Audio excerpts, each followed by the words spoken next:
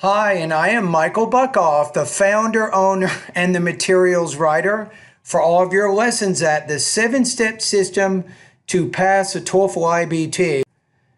And you're one of my online TOEFL course students, and you had a question about the writing section and specifically the independent writing section of the TOEFL exam.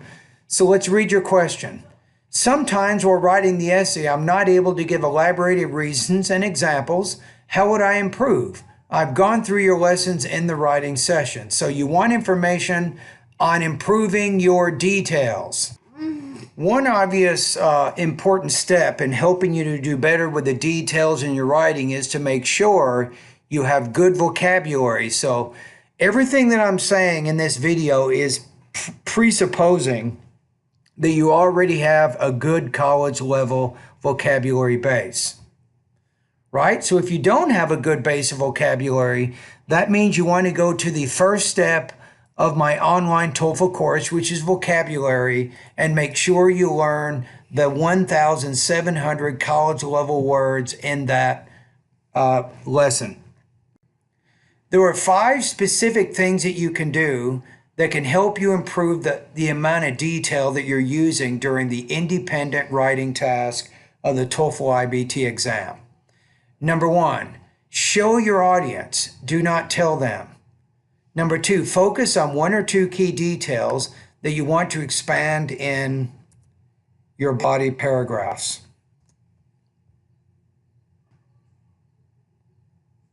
Number 3, avoid empty, non-descriptive words that focus more on telling rather than showing.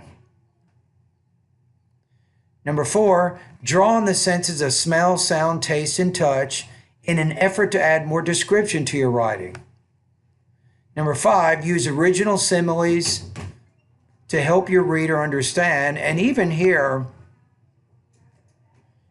you can also use similes and metaphors. Both of these things are very, very useful so your reader can understand. So the purpose of the video is to go over more detail these 5 things, these 5 tips on how to add more detail to your writing. Tip number 1, show your audience, do not tell them. For example, instead of telling your audience that your friend was happy, you could say that his crooked smile never left his lips. This is the main thing. Everything I'm trying to illustrate in this video kind of focuses around this idea. Okay, number 2, focus on 1 or 2 key details that you want to expand in your body paragraphs, then expand only on those points. For example, notice in the following paragraph how the writer spends almost the entire paragraph on one specific example. Government should allocate more money to space exploration because it could lead to more medical discoveries here on Earth. For example, scientists often study the effects of weightlessness on astronauts when they're in orbit. Astronauts who stay in outer space for longer periods will suffer from bone loss and bone density. Because of the studies on bone loss in astronauts, scientists can learn more about bone strength and bone mass among elderly people living on Earth. In fact, because of space exploration, doctors have developed treatments for people suffering from bone loss so that these patients can increase the strength of their skeletal systems, thereby making them less likely to fall and break their hips or legs. Tip number 3, avoid empty, non-descriptive words that focus more on telling rather than showing. If you say the meal was delicious, you're not showing your reader how the food was tasty. However, to show the reader, you could say, the lightly salted French fries with a hint of oil satisfactorily supplemented the meaty burger with all the fixings. Avoid empty adjectives that do not offer any telling details. Pretty, handsome, awesome, magnificent, large, gigantic, tiny, small, young, old, and so on. It is especially important not to use these empty words in the thesis or topic sentences of your TOEFL independent writing or speaking task. Okay, here's an example of a thesis with empty words. I like comedy movies because they are so funny. So the empty word is funny. It doesn't really do very much, so it's going to be difficult to organize the body paragraphs with a very specific organization because of that empty adjective. Here is a thesis with more precise words. Comedy movies cleverly use sarcasm and satire. They often use scenes relatable to my own experiences, and they help me to de-stress from the difficulties from my job, which is why I enjoy them so much. Right? So instead of saying funny, we have sarcasm, satire, we have relatable scenes to my own personal experience, and then the fact that the movies help de-stress me from the difficulties of my job. So that's much more specific. These are not empty words. Okay, tip number 4. Draw on the senses of smell, sound, taste, and touch in an effort to add more description to your writing. Smell. Instead of saying the steak smelled good, say, the smoky grilled meat odor which hung in the air made me quickly forget of anything else I'd eaten that week. Sound. Instead of saying that your roommate was loud, say, his booming voice when he talked on his cell phone overpowered any other sound in our apartment.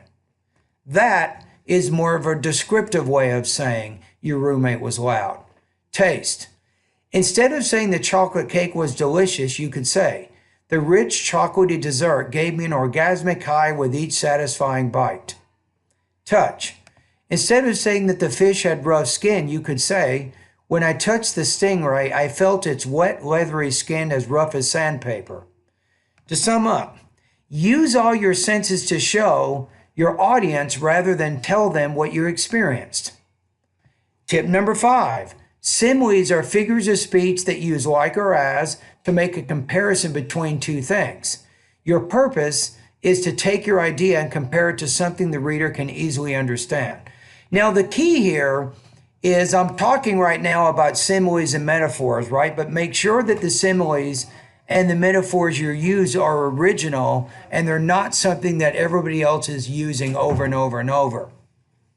Okay, for example, you could say, I was very tired at the 2.5 mile mark in my 5K race, or you could say, at the 2.5 mile mark, I felt as if I had not taken a breath in more than 3 minutes, which shows the reader how out of breath you really were. Similarly, use metaphors to make an indirect comparison between two things without using like or as. For example, Shakespeare famously said, all the world is a stage. So as you complete independent speaking and independent writing practice tests in my online course, practice these 5 things. Again, show your audience, do not tell them. Focus on 1 or 2 key details that you want to expand in your paragraph, in your body paragraph.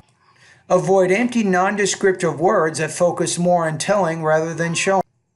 Draw on the senses of smell, sound, taste, and touch in an effort to add more description to your writing. And finally, use original similes and metaphors to help your readers understand. So if you can practice these 5 things, remember, you're not going to learn these things in 1 or 2 days. You're going to learn these things by practicing them in your independent speaking and independent writing practice tests that you're sending me. If you begin incorporating these 5 things into your writing and your speaking, I promise you, you will start using a lot more detail.